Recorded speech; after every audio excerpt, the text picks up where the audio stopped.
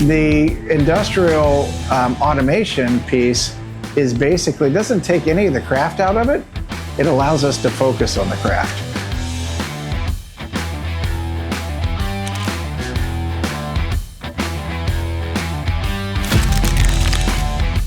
We wanted to create a family business. I was in engineering and industrial construction and had worked in a kind of a series of family businesses, helping grow those businesses.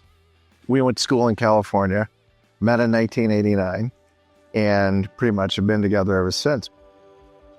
This is a point in time when consumers are really beginning to become more educated. So that story really required some authenticity that just wasn't available. So we decided, hey, let's do contract production, craft at scale is what we call it. So we're not as big as the big guys, but we're more cost effective than, other options, right? So we ended up building a much larger craft distillery than we anticipated. So, today we do between 1.3 and 1.5 million proof gallons. We don't take that out of bond. That's what we're producing for the majority of our clients. As far as our little brand goes, we're a very, very small fraction of that.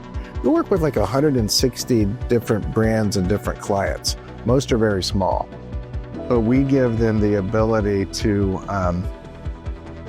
really put their signature on the product, to help define what's being produced, how it's being produced. So it's a craft distillery that's comprised of a bunch of different brand stories and dreams. The Bubble Cap Award is given to somebody that represents the best that the distilling community has to offer.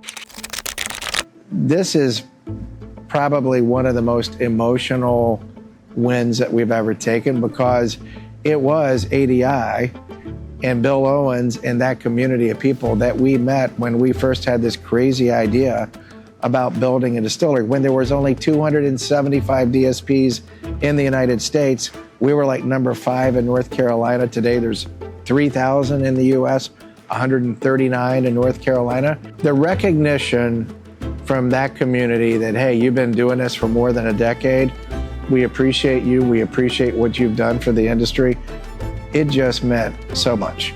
I mean, for the first 30 seconds, I was like, I couldn't speak when they gave me the call. I was like, why are these guys calling me like at 2 o'clock on a Thursday? It's so weird. They must be mad that I'm not like sponsoring at a different level at the, at the trade show.